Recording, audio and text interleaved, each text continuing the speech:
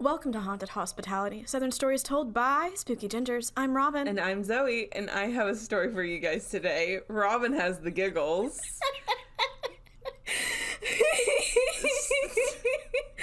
Yeah, are you going to ask about my life? Yeah, I don't think I want to, honestly. I RSVP'd to your wedding. Oh my god, really? And I tried so many times and I did it so badly that she had to walk me through it. Yeah.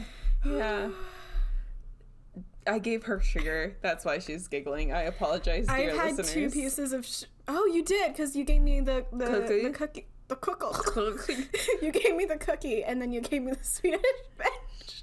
So I'm just, this is a disaster-sode. Uh-huh. I am the disaster. Well, Robin, this is an episode where we're going to have to discuss a little bit, so I hope your discussions aren't giggles. Can they be half giggles, half discussions? That might be really hard for people to understand. Zoe, how's life? Well, speaking of RSVPing to my wedding, I did not. I don't think you need to, do you? I don't know, but I don't know either. Do you have to just like have a serious conversation with yourself saying, yes, I can go? I mean, I guess. I don't know. Okay. But, so basically, the anonymous mailer that shall not be named, the website that sends out flyers for people, has let me down. I sent out a email blast last Friday, and Which I got. which I went to my spam. Which I didn't get. What? I don't know. Okay. Well, it went, I think like half the people got it and the other half of the people did not get it. So it ended up being in people's spam to the point where I was like, hey, did you get the save the date? And people were like, what save the date? So Corey and I are trying to be frugal and send out electronic save the dates and electronic invites. And I was like, not everybody got it, and it got to the point where a couple people were like, hey, didn't you say you were sending out save the dates? And Kari and I were like, well, we did. So I ended up following up with an email from my email address to everybody on my list and being like, hey, we sent out save the dates last week, but it didn't go through for all of you, so here's a link, and also whitelist this email. So I got the initial email. I got the second email. I still needed your help. Yeah. Well, because I'm a disaster right now. My grandmother, she figured out how to do it without my help. So I would never besmirch the elderly by assuming I can do something better electronically. Okay. I work with a lot of elderly people. I would never besmirch your grandmother by assuming that I could do something better electronically. I mean, she has worked in computers for the last 30 years, so... Again, I would never besmirch your grandmother. Yes, she's a very lovely lady. Likely so, yes. Yeah. Have you met her? I think so. She's been at a couple of my birthday parties. Is she at Rhett Sweet 16? Yes. I met her. Yes. Okay. Well, Robin, do you have a something for us? I have a something spooky. I don't know what you said. Today we will be talking about familiars. Ooh, yes. Familiars are our little pet friends who help us be witches, except that's not really who I am. Okay, I'm going to give you a bit of a background on familiars, and then we're going to do something a little bit fun that you know about, but the listeners don't know about that yet because they can't hear into the future. So, yes, please give us a little bit of a background or whatever you said. A background? Yeah, you said background. Aw, shoot. Okay, so the concept of familiars began in early modern or medieval Europe. It was not exclusively European, though, because I did hear about an Australian healer who had a familiar. Well, didn't Australians come from Europe? Well, the white Australians, at least, the non-native ones. This was an indigenous Australian who was a healer. Yes, thank you for having me reference my notes. The idea is that this was a spirit of some sort who was meant to assist a witch or a person with powers in general. And the spirit would take the form of something solid. Now, this form varied. It could be an animal. When it was an animal, it could be like a cat, a toad, a bat, a rat, a bug. It could be a bug, Zoey. Okay. And it could also not be an animal, because sometimes they were shaped vaguely like humans, which I find incredibly disturbing. I don't want that, please. There's also versions of them that are like, well, it's as if these animals were combined together. This is what it would look like, and I just think that that's an ugly thing to look like. So I could have, like, the Bigfoot as my familiar? I guess in theory, yeah. Okay. The Bigfoot could be your familiar. But, Zoey, what would you be if you had a familiar? Let's go into that a hot second. So, I'm not actually asking you. Oh, okay. I'm saying, like, who has familiars? So, witches, obviously. And the idea there, and this is just, I'm just telling you what the internet tells me, that this is the view of it, that if you're a witch who has a familiar, then that familiar is a demonic entity. Oh, okay. It's evil. But if you are a person who they called cunning folk, so think like a healer with magical powers that they use to heal, then your familiar is a good spirit. In both cases, the familiar will come to you as you are a youngish person coming into this power, and they, I think, will provide protection to you during the times before your power reaches its full level. Gotcha. Okay. Yes. Now there are about 4 ways that you can meet your familiar. One of them is that you just meet them. Okay. They just come to you. They show up in your life randomly and you're like, okay, that's my familiar. Another one is that your family or somebody who is more advanced at magic than you gives you a gift, and that gift is the familiar. Another one is that you are not magical yet, but you are going through a period of struggle, and this familiar will come upon you in your time of need, will give you your powers, and then will be your companion as you learn to wield them. Gotcha. Sailor Moon. Sure. And then the 4th way is that the devil gave it to you. I like that one. I mean, I don't like that one. Okay. Now, they are apparently known to drink the blood of their witch or magic person as their sustenance, which, gross. And, well, that's about it for the basics of the familiars. I'm sure there's a lot more information out there. I have a little fun fact before we get into our thing. It's not a fun fact, it's a fun anecdote. When I met Remy, my dear sweet Remy, who is a cat and who honestly looks a bit like me, because we have the same hair color, fur color, whatever. I was in a shelter, and I was with a friend of mine and then a friend of mine's friend, because that friend was visiting from out of town, and the friend that I was bringing to the shelter specifically was there because she was looking for a cat too. Okay. Now, I went around a lot. I spent a lot of time in that shelter, that one visit, trying to like find just like the ideal cat for me, okay? And I picked up Remy and I held her like a baby because I heard that's what you're supposed to do. She won't let me do that now, but she let me do that then, which is confusing. Okay. Yeah. And we were just looking at each other. And it was really sweet. And then the friend of the friend came up and she said, oh, I hope you don't take this badly or anything, but she looks like she's your familiar. And I'm like, aw, yeah, she does. So anyway, we're going to take a quiz, Zoey. Okay. This is a BuzzFeed quiz. Oh, perfect. Yes. So it is by a BuzzFeed community member, Avery Kareen. And the quiz is, all witches need a familiar. Take this quiz to find out yours. So it's going to tell us what type of animal our familiar would be. Now, I have taken this quiz already in preparation because I'm a very prepared podcast co-host. So I'm going to ask you these questions. I'm going to read out to you the potential answers you can choose from. You're going to choose an answer. I will tell you what I chose. And so in this way, it seems like we're taking the quiz together, but really it's an illusion. And then we're going to compare results, okay? Okay. So what is your Hogwarts house, Zoey? Hufflepuff, Ravenclaw, Gryffindor, and Slytherin. Slytherin. All right. Mine, and this is a thing I have a lot of feelings about, but I currently chose Ravenclaw. Okay? Oh, okay. You find a wallet with $100 cash in it. What do you do? There are 7 options. Okay. Which is a lot more than I would assume. Keep it. Keep it? Is that one of the options? You keep the wallet and all of there's 2 options where you can keep the wallet. Okay. You keep the wallet and all of its contents, you go and buy yourself a dinner. Okay. Or you keep the wallet for, quote, research purposes, end quote. And I don't know what that means. Oh, I'm sorry. It's a full wallet. I was thinking it was just like $100 bill on the ground, I guess. Is there an ID in this wallet? Just go ahead and read me the options. I'm sorry. Okay. You return the wallet with the money to local authorities. Okay. You look online for ways of contacting the owner of the wallet, wanting it to make a safe return. You pocket the cash and bring the wallet to the nearest store. You take the wallet and send it off in a package to its owner with a nice handwritten note. You keep the wallet and all of its contents. You go and buy yourself a nice dinner. You leave the wallet on the ground and continue about your day.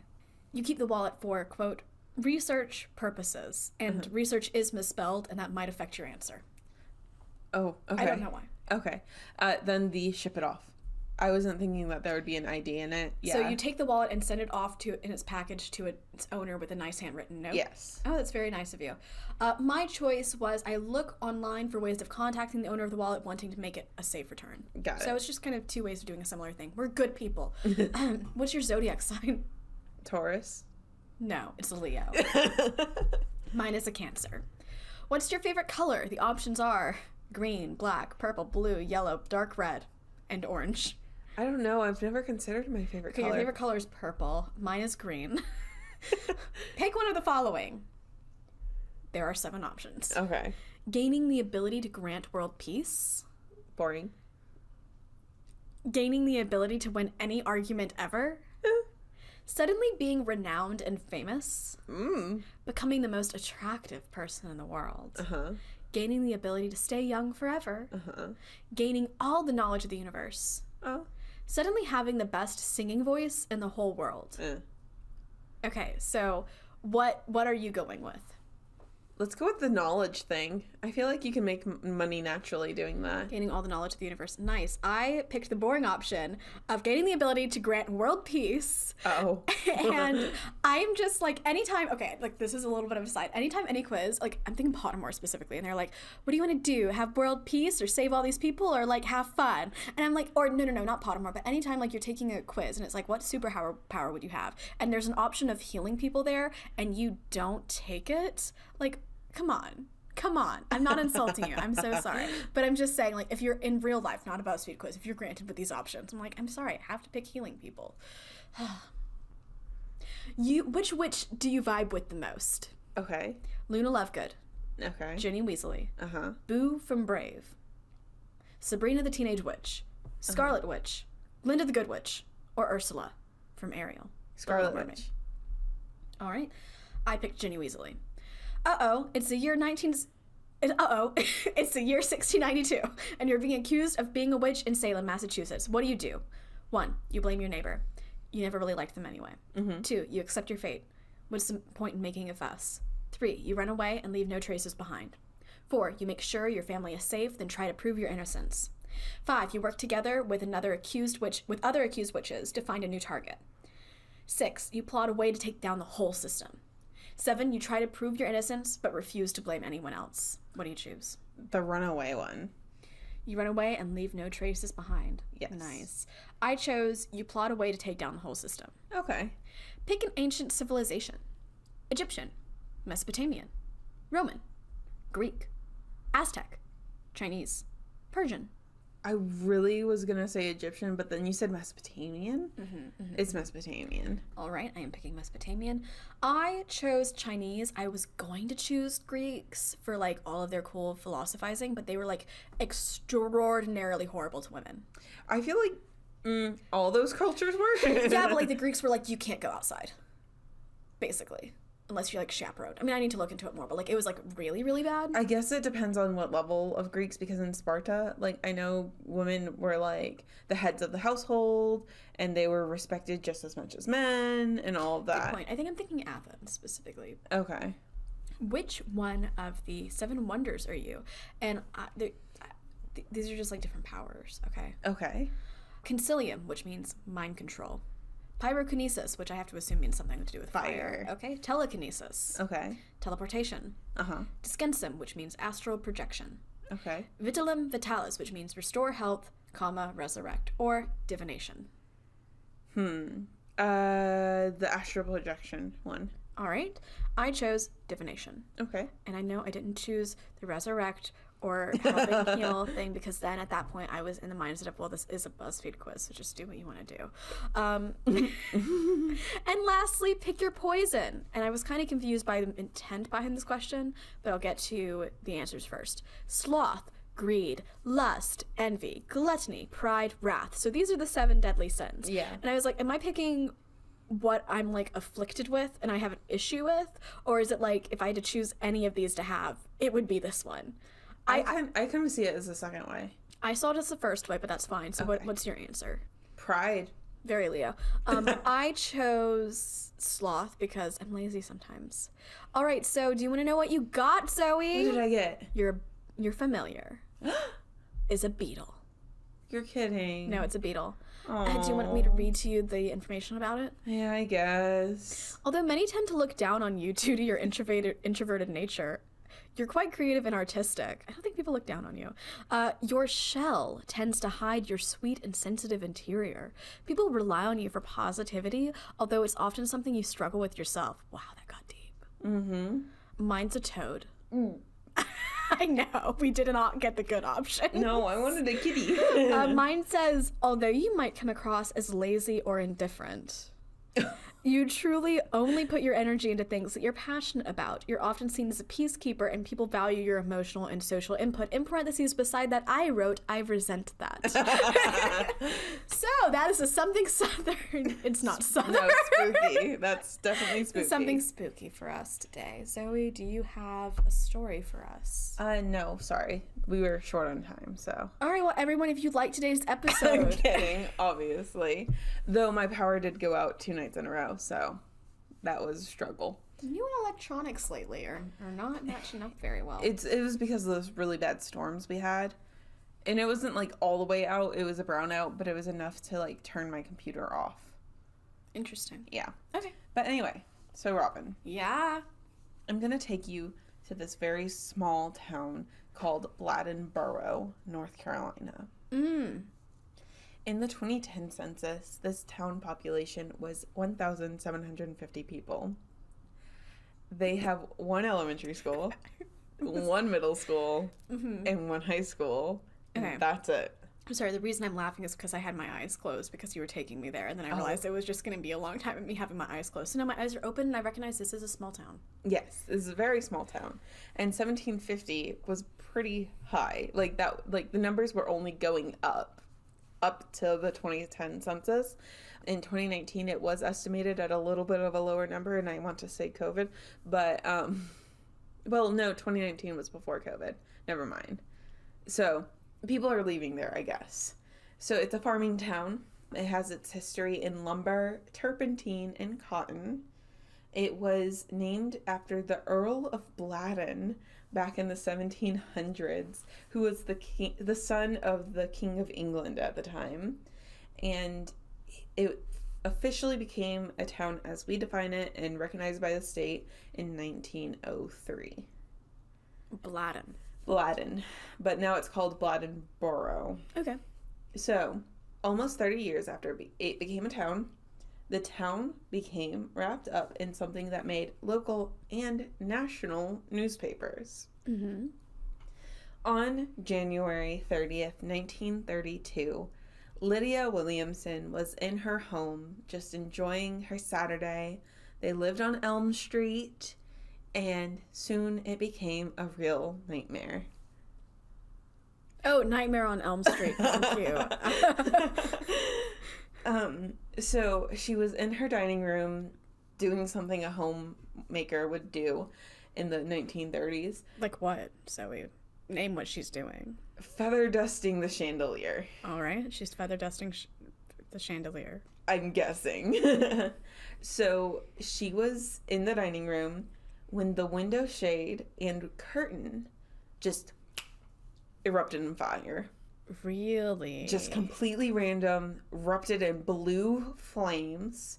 She screamed, and so her husband, Council, and their daughter, Katie, came running into the dining room, and they put out the flames, tearing it kind of down from the wall and, like, stamping on it, right?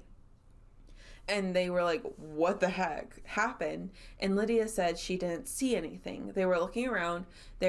Even though it was in January, it was a southern January, so it was still 80 degrees outside. Okay, 80 is really high for January. Yes. Even here. Well, I mean, we did reach 80 degrees this past winter on a couple days. Really? When there was a heat wave going, and it was humid outside. And so they didn't have a fire going. They didn't have any candles lit. They did have a little bit of electricity in the house.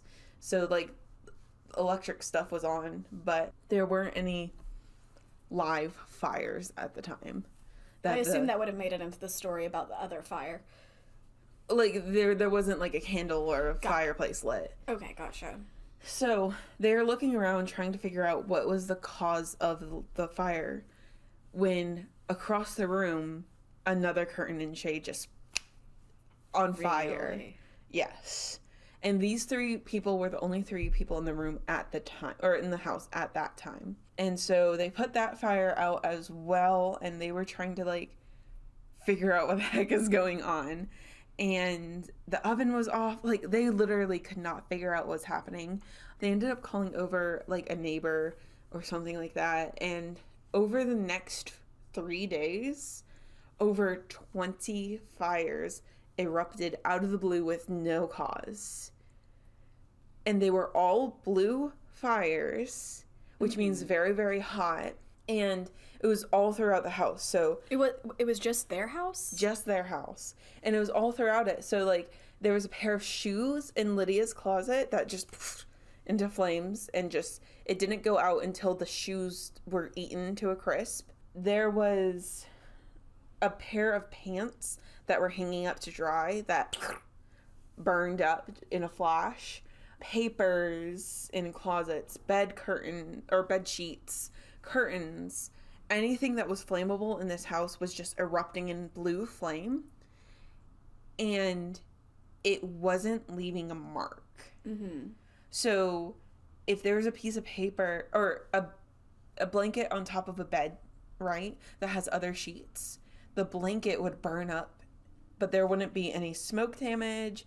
There wouldn't be any burns on the bed or the bed sheets. And this family so far in the story is the only one witnessing this? No. So this is happening over the period of 4 days from January 30th until February 1st. Mm-hmm. There were nosy neighbors coming over.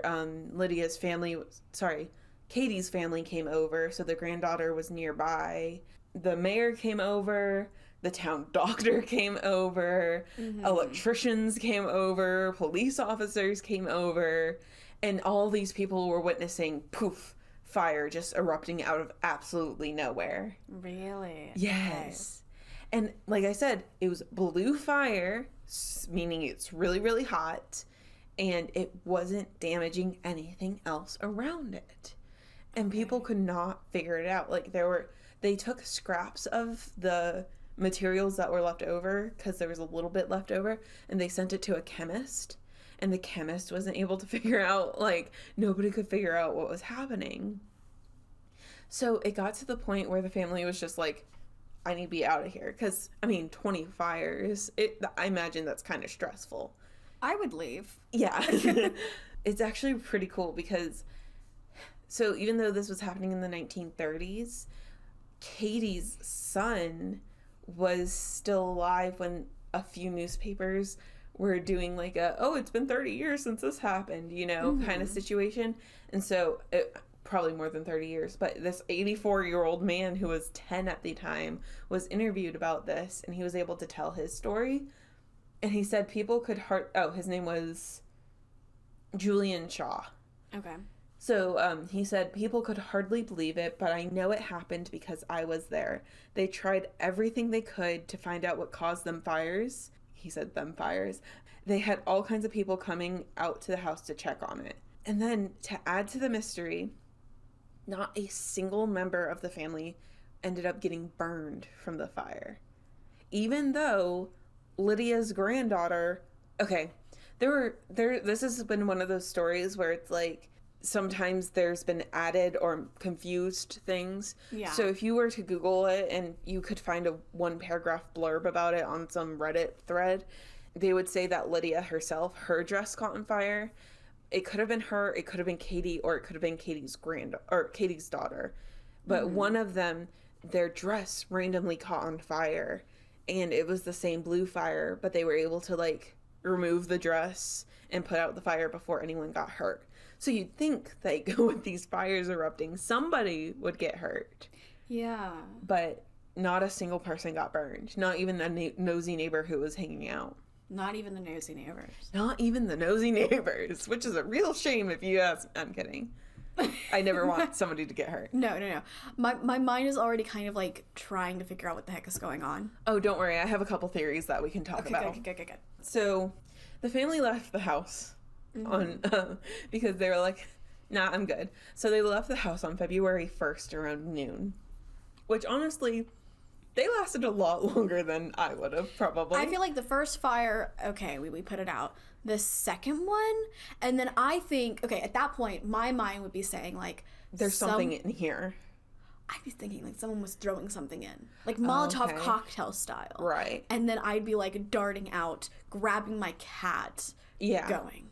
No, honestly, if something was, like, I would be packing up what I could and being like, hey, Mom, can I stay the night? You know? So they moved out and stayed with a family friend after February 1st around noon. So, and it was kind of funny because like the newspapers were reporting on this, and one of the newspapers called the Bladenboro was like, Mr. and Mrs. Williamsons are citizens of the highest type and are in great distress over the unusual occurrences. And it's like, yeah, I'd be too, but, like, why did you have to talk about them being citizens of the highest type?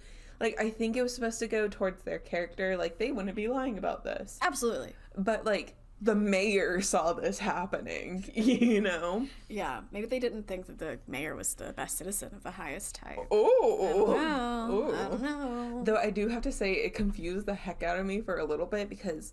So his name is the husband's name is Council H. Williamson.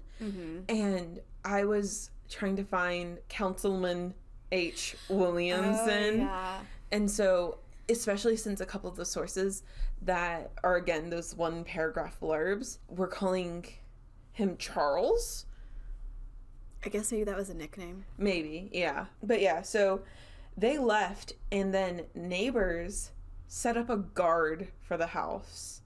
So neighbors and concerned citizens performed this like impromptu guard where they had like shift changes and everything. They probably wanted to make sure that like no fire would start and then uncontrollably spread through the neighborhood. Right, yeah. And so there was constantly somebody outside, at least one person outside, and occasionally they'd walk through the house just to make sure nothing was on fire. Was anything on fire after the family left? No. Ooh. After they left, not a single fire broke out. And so after a couple days, the family did end up coming back, and there was never a fire again. Okay. So, like I said, it was investigated by police, by firemen, by electricians, but they could not figure out what the source of the fires were. Like I mentioned a couple times, there are a lot of false accounts of what happened. Some people say that the first thing to burn was Lydia's dress, not the window. And some people say that the fires continued after the family left. But most of those go back to a novel by... I didn't write his name because the article I was reading was like, this horrible person wrote a mystery novel about it and he sullied the truth. I'm like, I'm not gonna put their name, but it was a mystery novel in 1967. I think his last name might have been Glovis or something like that. But yeah, so that book said, oh, the fires continued, but the fires never actually continued. And so the house has been torn down now, but there are still a lot of people who like drive down the road and like debate on what happened and things like that. So Council ended up passing away 6 years later at the age of 76. He died of, I saw his death record and they wrote in cursive, so it was a little hard to read it. But I think it was saying toxemia, which is known in pregnancy as preeclampsia. And basically it seems to be like chronic high blood pressure that causes damage to your organs and causes organ failure. And then his wife, Lydia, passed away in 1948, aged 78. I didn't see her death record, but they're both buried in the Pinecrest Cemetery. Okay. Just to close out that little story. All right. So, Robin. Yeah? The theories. Yes, please. Thank you. So, the first one, I have, like, a disproven thing for. Like, it is disproven. So I want to get into that one first. Okay. That it was electrical fires. So a lot of people were like, oh, they probably had a shortage throughout the house that was causing sparks and electrical fire, right? Yeah. So to disprove that, they turned off the power after day 2. And the fires still continued. So Zoe, I a little bit about electrical fires. Mm-hmm. Have you ever been around an electrical fire? Once when I was like 10. Do you remember anything specifically from that moment? No. Okay, well, I know some things about electrical fires because I have been around electrical fires. So, okay, years and years ago, for whatever reason, we kept buying my dad flying toys. We kept buying him, like, helicopters, remote control helicopters and stuff, okay? One remote control helicopter was on the top of a wooden bookshelf in my house. I think he had been playing with it outside and he brought it in and it had been there and it had been sitting there for a while. Like the three of us, me, my mom, my dad, were in the living room just conversing. Nothing was happening. And then all of a sudden we start smelling this really weird smell. And the closest thing I can come to, it smells like burning water. Like when steam is happening, but like it almost smells like when things are getting hot, like water's getting hot, like really, really quickly, which I don't even know if that has a specific smell, but like every time I smell this, I know for myself, like this is an electrical fire, but like it smells like burning water. And so the smell of burning water came through and then all of a sudden that helicopter just like had a flame in it. Oh. Yeah. So I remember he grabbed it. I think he probably rushed outside. I don't know if you douse it in that situation. The fire was put out. Uh-huh. It turns out the helicopter had been recalled, and we think that the guy who sold it to us knew it had been because he sold it to us at a very low discount, like a very low price. So like that's your warning: do not buy discounted helicopter toys. But anyway, the reason I bring that up is because electrical fires do come with a very specific smell, and I was wondering if this was an electrical fire. It's 1930s. They were still working out the kinks of electricity in the house. Right. But I also figured, I really think that if this was happening that much, you would think somebody would mention, and the place smelled really weird because it is a very weird, very noticeable smell. Would you say it smells like a really humid day? Like a really humid hot day? That is definitely an element of it. There's almost like another layer to that smell. Okay. But yes. Because like, yes, that is an element to it. So, are you saying, like, would it have just smelled like that already? No. It is separate enough that an 80-degree day would not you would still be able to tell, like, this was a different smell happening on top of that. Gotcha. Okay. Yeah. Well, they ended up shutting on the electricity in the house on day 2, and the fires continued. Okay. That's why I kind of said that they lasted longer in the house than I would have, because the second they turned the power off, I'm like, I'm out of here. Bye. I feel like at that time, you're like almost the exception if you have electricity in your house. Is that the case? When did electricity start becoming normal? I would have to Google that. You don't have to Google that right here. That's not for this pod. That's for, what is it? How Stuff Works pod. Or I don't know. Okay, so the second theory is my favorite theory, is that either Lydia or Katie Williamson are witches. So they were... Okay. So this kind of goes into the, I guess I would say like the next 3 theories-ish. Okay. Or the next 2. This is one of the 3. So you know the whole thing with poltergeists. I knew poltergeists were going to come up in this one. Yes. So in the Haunted Hospitality's Guide to Ghost Hunting, episode 1, part 1, I did go over what a poltergeist is, and some of the elements in a poltergeist actually show up here. So poltergeists are mischievous. They cause problems without causing harm, aka the fire was a problem, but nobody got hurt. Yeah. Okay. So people are thinking this is a pyromantic poltergeist. Say that 5 times fast. Pyromantic poltergeist, pyromantic poltergeist, pyromantic poltergeist, pyromantic poltergeist, pyromantic poltergeist. Nice. Thank you. I will not do that. So it started just as quickly as it stopped once the family left, and depending on the source, either Lydia's granddaughter was either there the whole time or only there after the first fire. So the little girl energy is what poltergeists are attracted to, kind of thing. Okay. And so a lot of people, like, my theory really is that this is a pyromantic poltergeist, and that is what's causing these fires. Mm-hmm. People like to explain poltergeist two different ways, depending on if you're a critic or somebody who's in the mystics. I think when it comes to poltergeist, I'm the critic. Yeah, I think so too. Okay. So the people who don't believe in poltergeist but do believe in mystic things would say that Lydia, Katie, or their granddaughter is a witch. Mm-hmm. And so the energy of becoming a teenager, or maybe menopausal energy, or maybe maybe Katie was pregnant, who knows? There's so many stages of women's lives that carry so much energy. Yes. And maybe they were causing fires, and it tended to be... I'm sorry. I love the transition. I'm so sorry. Yeah, okay. Maybe this energy was causing fires. I'm so sorry for laughing at the theory. Continue. But maybe they were witches, and they either didn't know it, or they were being mischievous, and they were setting fires around the house.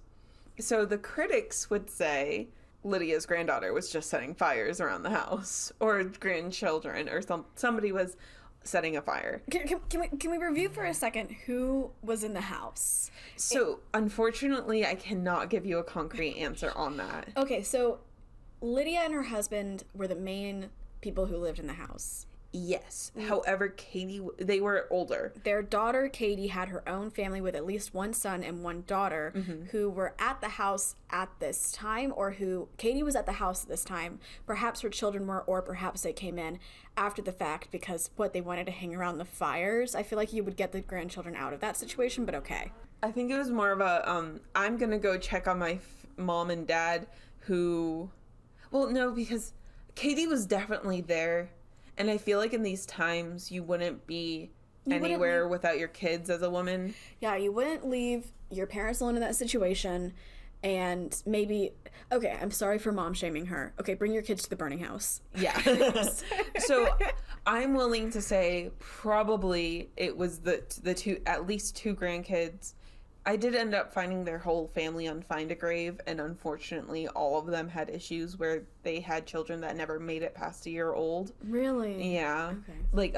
Like, Council and Lydia actually had 6 children, and only 2 of them lived to adulthood, and one of them passed before Lydia. So Katie probably was there with Lydia and Council with her kids. Okay. One of them could have been starting the fires. For sure. Lydia was definitely seeming to be the central person around it. It was usually her things that were being burned. But in the case of the dress that was burned, this one person, Joe Nickel of the Committee for Skeptical Inquiry, says that he believes that one of the children, particularly the girl whose dress was on fire, whether that be Katie or the granddaughter, was the person setting the house on fire without notice. Without notice? Without other people noticing. Oh, okay. Because, like, the descriptions of the first fires were that the flames started from the bottom and went up. And so a child could reach that, I guess. And whoever's dress was set on fire, they could have easily set their own dress on fire when nobody was looking, kind of situation. Yeah. Things take a hot second to catch flame. I don't know. And how was it blue? Yeah, how was it blue? Because that would be really, really hot. And it's like, it's not like they had lighters back then. They didn't have like butane lighters where she could just flick it real quick and set a fire. Well, they had probably like kerosene and stuff. It's just, wouldn't you smell that? Yeah, I think so. Then again, it did start in the window. Was the window open? So that was a theory I didn't see anywhere online. Just like potentially the sun focus, like, you know how they say, okay, maybe you don't know, when you get a crystal ball, okay, you know what a crystal ball is? As you do. You're not supposed to leave it in the window uncovered. And you might be like, oh, ghosts, right? No. Physics. If the sun goes through the crystal ball, it will be hyper focused on one spot on the other side, and that will be hot enough to start a fire. So that's very interesting. If there's like lenses and window panes and stuff like that happening, I could see that as a possibility.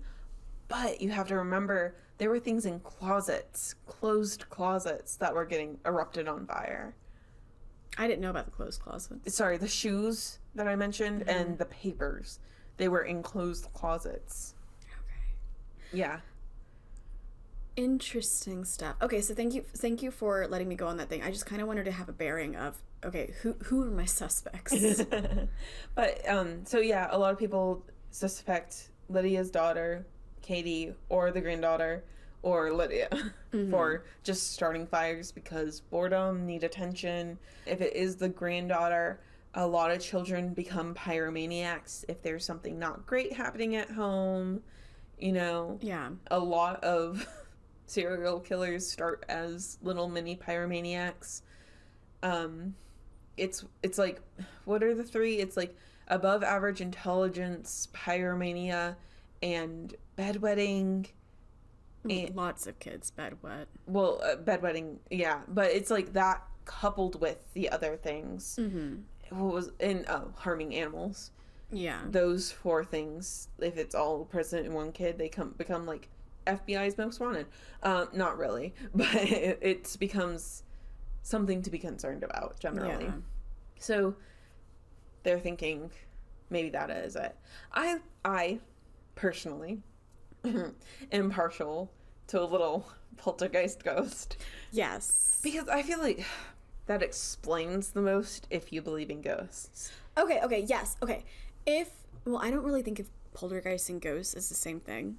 I know that they were part of your ghost hunting thing. I think of them as a separate entity because I don't think of them as having any connection with being a human. Yeah.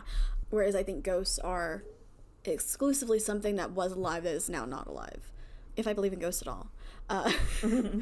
And, okay, so yes, a poltergeist would explain this. I argue that, like, the whole thing behind poltergeist, though, is just chaos, and so whenever something chaotic happens that does not have a clear answer, you can simply say poltergeist, and that would clear everything up were they to exist. Yes. There is one more explanation. Okay. However, a lot of people don't believe in this either. Okay. Spontaneous combustion. Okay. So this brings us back to episode 25. Yes, it does. The mysterious death of Mary Reeser. Yes, it does. Okay. So, it was the unusual death of Mary Reeser. I'm so sorry. Okay. So, some similarities between that and this is that the fire that killed Mary Reeser, potentially, I remember they didn't know if she was dead before or after the fire, right? I believe that you couldn't really tell time of death. Right. Yeah. So in that situation, even though there was a very hot, intense fire, there wasn't any damage to, like, the cushion she was on. Or parts of it. Or there was, like, a paper next to her that wasn't lit. Okay, I can tell you exactly what it is. There was damage to her immediate area. However, it was almost as if it was a column of fire because there were things near her that were largely unharmed that would have otherwise burnt unless it was a very controlled, hot flame that did not somehow spread. So there were the scene of it was a very confusing thing to come across because that is not how we know fire typically to burn. However, there are reasons for it in her case. Yeah, and I've heard a lot of spontaneous human combustion situations that are very similar. Like, there was one where this man had, like, a pack of cigarettes right next to him and not a single one was burned, but despite the fact that he was burned to a crisp.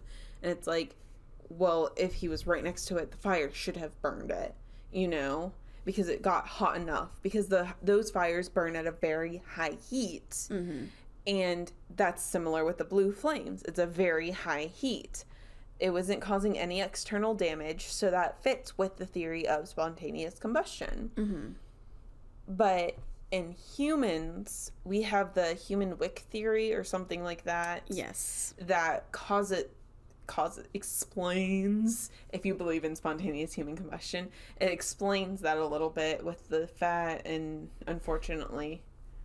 It doesn't have to be spontaneous human combustion for the human wick effect to occur.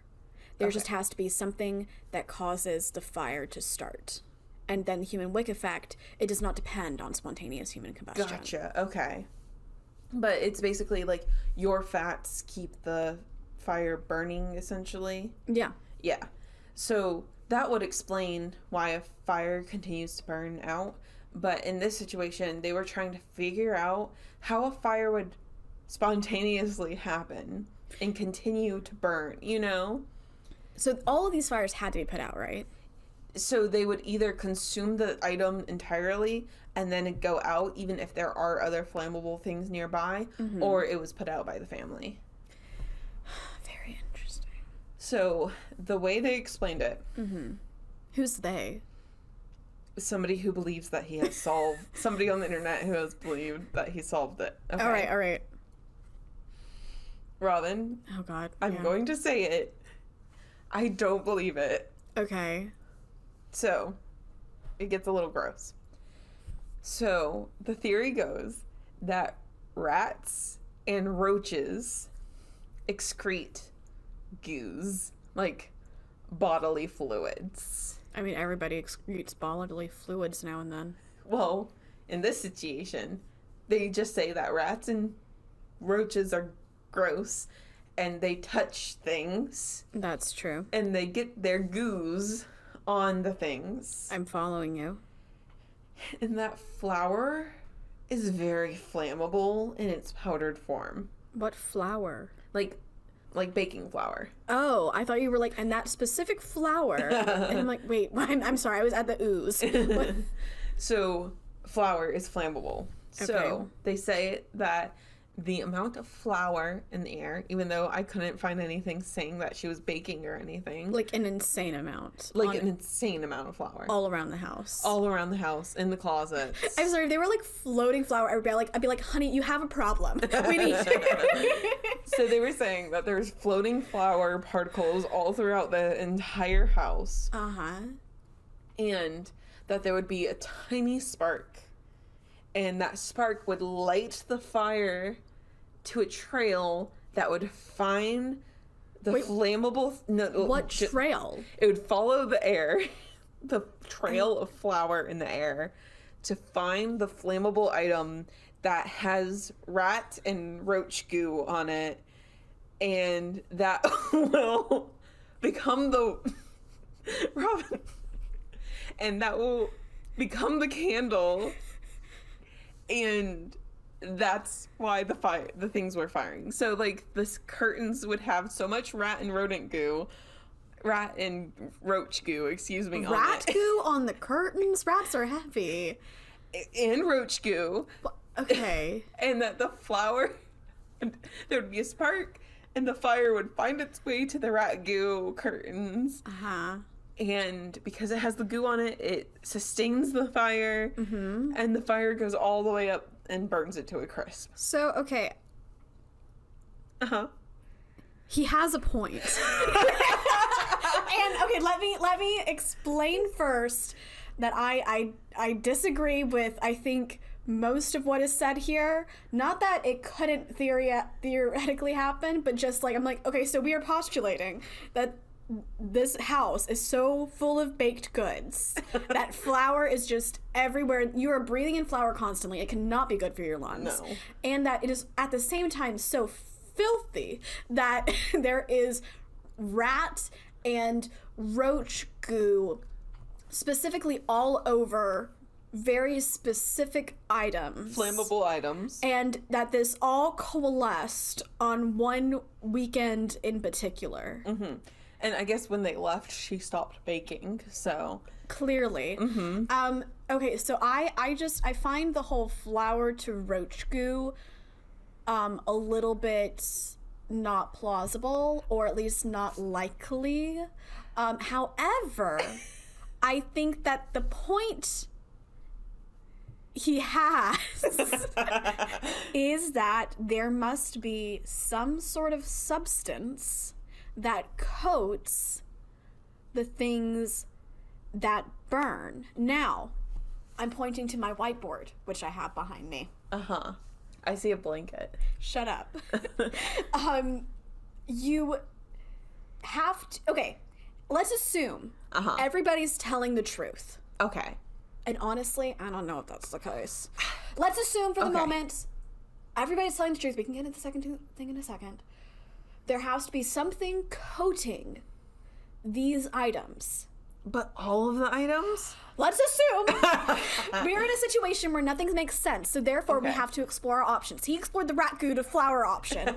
We are the rat goo to flour pipeline. We are. I'm sorry, it's the flour to rat goo. The flour to rat goo pipeline. We are exploring what if everybody's legit. Yes. Something has to be coating these items for it to, like, let's say, the fire to just consume this item. It has to be something that burns hot as all get out and quickly. Without a discernible smell that people would be complaining about. Exactly. This thing cannot smell. It has to be something that appears on curtains, on shoes, on papers, and on dresses. Do you think they were like... all at once. Do you think they were washing their laundry with like a special type of soap that was maybe flammable? Perhaps. What if they just washed everything else? Including the papers. Oh, yeah. And then, of course, you do need the spark, because I am not really... I think... I'm sorry, spontaneous combustion just simply cannot exist, right? Like, there has to be some sort of cause. It can be an unlikely cause, but there has to be something to cause it. Yeah, unless there's, like, an alien with a magnifying glass treating us like ants. Yeah, let's assume that's not happening. Okay, so if something is coating it that is scentless, what could that possibly be, Zoe? Other than rat goo. I refuse to accept that Lydia keeps an untidy house. The only thing I can think of is what they were cleaning. Like, I know soap is made out of fat sometimes. Okay. So if that can be the human candle wick, whatever they call it, then it can be in this candle. Yes. So maybe they did wash everything, including the papers, with wax. All right. They got new cleaning stuff. The cleaning stuff sucks. And then perhaps by the outages, by the outlets, there were little sparks because electricity is new. Yeah. And then that caught. And but it just did they have outlets? I don't think they had outlets yet. How did they have electricity? Because they would have had lights. I don't know how things work. I don't know how things used to work. I don't either. Maybe they just had electricity installed. Because, you know, like in Downton Abbey, they're like, oh, don't touch the phone. It has the vapors. Because they were concerned about, like, what electricity could do to you. Thank you for assuming that I have seen Downton Abbey. You know in Downton Abbey when that happens. I have not seen the second Downton Abbey movie, but I did see the first. I thought it was a show. It was. Oh. They are still kicking. Oh. Via movies. Okay. The last one was Downton Abbey, A New Era. We're talking about rat goo. Sorry, we're talking about... No. Moved on. We are now talking about scentless cleaning things. Okay, so you say, like, let's assume everyone's telling the truth. Okay. I don't think everybody's telling the truth. Everybody has... Okay, there are some things that we absolutely know because there's too many people agreeing with it. Okay. The fires happened. Things we know. 1. The fire happened. Number 2? 2. Blue fire. It was blue. Number 3. It did not damage anything else around. All right. Number 4. Okay. It happened in rooms that not necessarily somebody was in, like the closet. See, okay, there we go though. Not necessarily. Well, okay, so that the reason I said that is because sometimes it happened while people were in the room. Sometimes it happened when nobody was in the room. Mm-hmm. They just smelled smoke and went running, you know? Yeah. But I feel like unless they have some sort of like Houdini closet in their house, there's no closet with 2 entrances in this ye old house, okay? Okay, yeah, but okay, let's say you're a granddaughter, because I am suspicious. Okay. I'm just saying. Or it could be the grandson. Either way.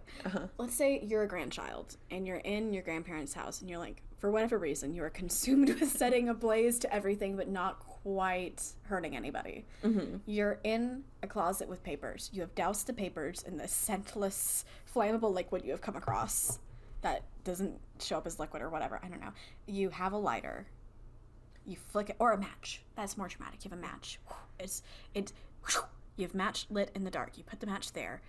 It maybe takes a hot second. So like it's like burning. You leave. You're with your family in a room, and then you're like, do y'all smell burning? And then y'all go, and then it's like, no, and then nobody suspects you. You are the golden child. Yes, but then again, you have to think everybody's like literally in the room, and then the bedclothes catch fire, and like they would have seen if somebody just like reached over real quick and set it on fire. I think they have to be dousing these things ahead of time. And like Lydia was in the dining room by herself when the 2 fires went off. It could have started. Kids hide behind curtains all the time. Not burning curtains. I don't know. What if it's Lydia? What if she's doing it? Why are we ignoring Lydia? Because she was like 60 at the time. They get up to mischief. You want to... I'm not blaming Lydia, but I'm just saying, like, I don't know. I just feel like it's very unlikely that this entire situation happened and everybody's telling the truth. Again, Poltergeist would solve everything, yes. But I'm a critic. I think it was a poltergeist. I think all the facts laid out in front of me. Okay. It was a poltergeist. All the facts laid out in front. Say it. That's because I'm right. Facts laid out in front of me. I think someone's lying.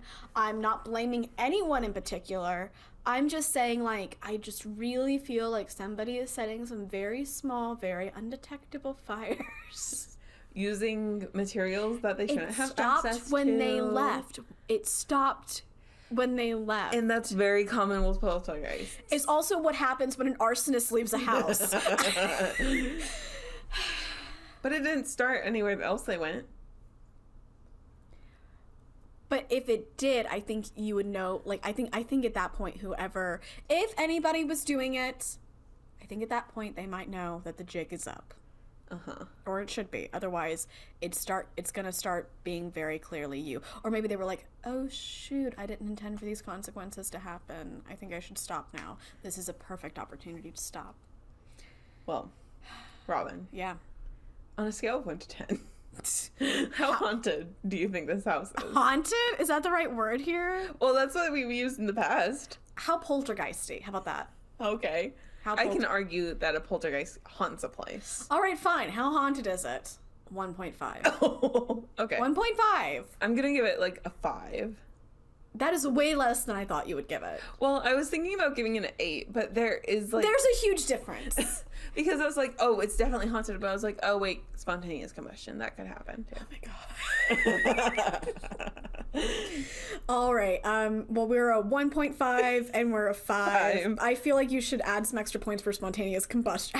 Wait, that should be like another thing that's just like added to every haunted place we cover. It's like, how do you think spontaneous combustion happened here on a scale from 1 to 10? Anyways, I'm a 1.5. You are a 5. All right. This has been a treat, Zoey. Yes. I apologize for excessive giggling, dear listeners. I mean, I rounded up the episode being like, ha ha ha. I started the episode being like, ha ha ha. Yes. I couldn't help myself. It was a fun episode, though. It was. Thanks so much, Zoey. You're welcome. If you liked today's episode, please rate, rate, subscribe, review, get Robin some speech classes. Tell a friendo, subscribe to our Patreon at patreon.com/hauntedhospitality for just $3 a month. You get a new episode from us. Yes, and it comes out on the 13th because we're spooky. Ooh. If you want to see my sources for today's episode, you can head over to Haunted Hospitality WordPress.wordpress.com. Yes. So that's hauntedhospitality.wordpress.com. And if you want to write to us, whether you have your own theory on this, if you believe in poltergeists. If there's a very clear option that neither of us touched on. You can write to us at hauntedhospitalitypodcast@gmail.com. You can also reach us on the interwebs. We're on Facebook, Instagram, and TikTok at Haunted Hospitality. We're also on Twitter at Haunted Host. We hope to see you there. Stay spooky.